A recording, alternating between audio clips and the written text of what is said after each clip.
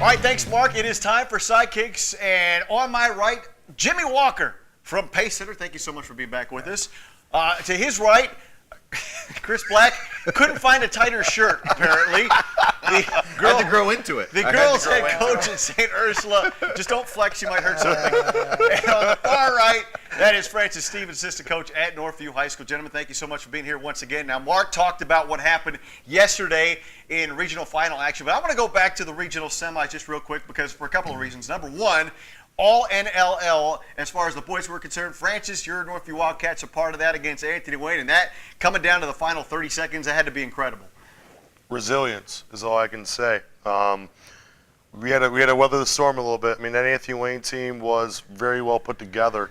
Probably one of the best teams in that region, without a doubt. And then for us to go and do what we did, that just tells you the fight that we have in our boys and the belief that we had in our boys. And I mean, Ryan's story couldn't happen to a better kid. I mean, he had struggled throughout the playoffs and just being able to try to find the back of the net, to find it twice and to find it at the moment in time. We have not had a bounce like that all year long, and it came at such a right time. And what a great goal it was for him to propel us to a regional final. And you know, sometimes, as I always say at this level in the tournament, experience in big games will win those games over talent that's not been there, and I think that's what happened, and rightfully so, propels us to where we were at. Yeah, that was an outstanding affair. And Jimmy, as we've talked about in the times that you've been here, you knew a lot of kids or know a lot of kids, both programs. Your thoughts of that all Northwest Ohio battle, all NLL battle? Yeah, I mean, there was a ton of good players on the field, obviously. A lot of the kids play for the club, so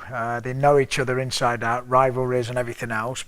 But the Northview boys, they've just got a lot of good players that have been in those situations on a number of occasions, a lot of experience. I know the goalkeeper, Bulesy, had a fantastic game that night. I mean, he's come up huge in the playoffs. And you got players that are capable of beating you on the day, and at this point of the season, it's the best team on the day that wins. Yeah, and you're happy to get those guys when the season's over to come to the club, obviously. Yeah. As far as the ladies were concerned, Chris Black, it wasn't your St. Ursula Arrows, but it was an incredible one between Perrysburg and Notre Dame coming down to PKs. Yeah, and you think about what Notre Dame's gone through with the PKs earlier against, in the earlier rounds against Clay, which obviously that's a stress in itself, and they go on and have to deal with that again. And then you look at Perrysburg, a late goal against us to get that 1-0 win, and then just their defense, shutout. And their defense wasn't really heralded this year, so that's a lot of credit to them. All the attention goes to Christina DeMarco, Addie Graham, and really it's the defense and team whole kind of defending that's kept them together. And a couple crossbars. I'm not sad. I'm not bitter, but just kidding. No, but realistically, that's a full team effort. And it's an experienced team. We think about just like Anthony Wayne on the boys' side. It seems like they always get to the district finals every single year and win it, get the regional semifinals because they do 6 years in a row to the regional semis. I mean, the Perrysburg teams played late. They've been in those big games. Credit to the full team effort because they found a way to grind it out and win. No one wants to win in PKs, but it's better than losing in PKs. This is a big week, big month for postseason, but it was also a difficult one as earlier this week, Northwest Ohio lost a soccer stalwart as far as Maumee High School coach Doug Everhart losing his life. And I know you guys have been around Northwest Ohio soccer for so long, and we'll just start, Francis, on the end. Just your thoughts on Doug passing away.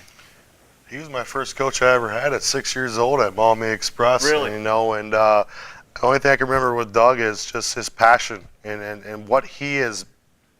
In my opinion, he is the matriarch of what Northwest Ohio soccer is with, you know, the leagues, NWOYSL, MISA coming through. I mean, he really kind of gave Tom Shook a lot of those guys and you were there. You were there those Maumee years in the 90s and the late 90s and the 2000s of just what the players were there. Doug is going to leave a legacy here beyond belief. And in my opinion, the one thing I loved about him, he was himself. He never wanted to be anybody else but himself. He didn't try to portray anybody. He didn't want to be like anybody else. He was himself. He may be gone. He's not gone with us. He has been just again, stalwart of what this is going to become and what's going to be more. You know, he is one of the main reasons why we are who we are. Chris Black, your thoughts? Yeah, and I guess I'm not the elder statesman, but maybe in the soccer world I am up here for Toledo, for Northwest Ohio. But I mean, I remember a long time ago, same thing. It was Maumee Express was one of the big clubs, and that was the pinnacle up there. Pacesetter Soccer Club was obviously coming along. Back then it was communities. Back then, Maumee, Perrysburg, Anthony Wayne was getting going, White House, I guess then, Sylvania. But the credit to him, because he started with Maumee, he stayed in Maumee all the way through. It was about the kids. And you didn't see him climbing to just go, okay, where's the next team? Where's the next team? Where's the next club? I want the top kids. I think he obviously believed in the community soccer system there and all the work he did with Maumee, MISA as well, and the rec. But the Maumee club system there, and NWYSL, I mean, board member forever. But, I mean, credit to him. I mean, I've been in this probably since about 1 year old, so 39 years.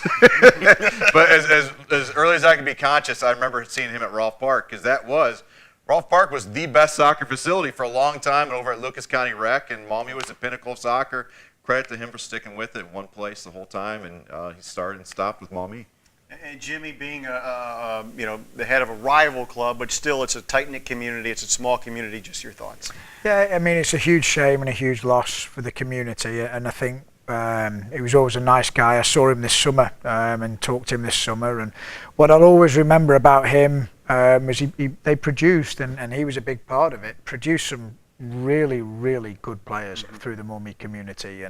And you look back to some of the kids that have gone on that are playing in college now, and at some point they played for him at Maumee, so he did a fantastic job. But I think the one thing that always sticks out to me back in the early 90s was when he used to work at Soccer Centre, and he was involved in getting that up and running and getting that off the ground as well. And I had a couple of my former teammates that used to work with him, and he took good care of them, a couple of foreign lads from South Africa, Dean Joseph and Gary Duplessis, and they loved him because he always took them under their wing and looked after them, and they really enjoyed his personality and everything he brought to it. So huge loss for the community, and it was great to see so many people out there celebrating his life. Yeah. All right, as we close here now, we always ask, Jimmy, what's coming up for Pacesetter here this coming week? Well, busy month ahead, really. We've got the fall season's just winding down this weekend, so that comes to an end. But high school meetings starting Sunday night, and we've got 6 training sessions before heading to North Carolina. So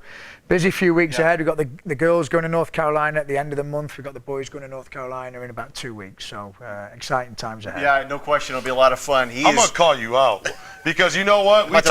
You weren't even here. You weren't even here that when we did that show, and we had to make a prediction in Sylvania. Yeah. Obviously, the prediction came out right because I brought the trophy in here. What's up, man? Well, I mean, and I'm sorry, Jorge Diaz, I did not pick you, but rightfully so.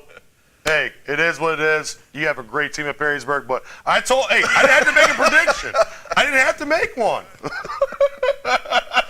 Can I finish the segment now?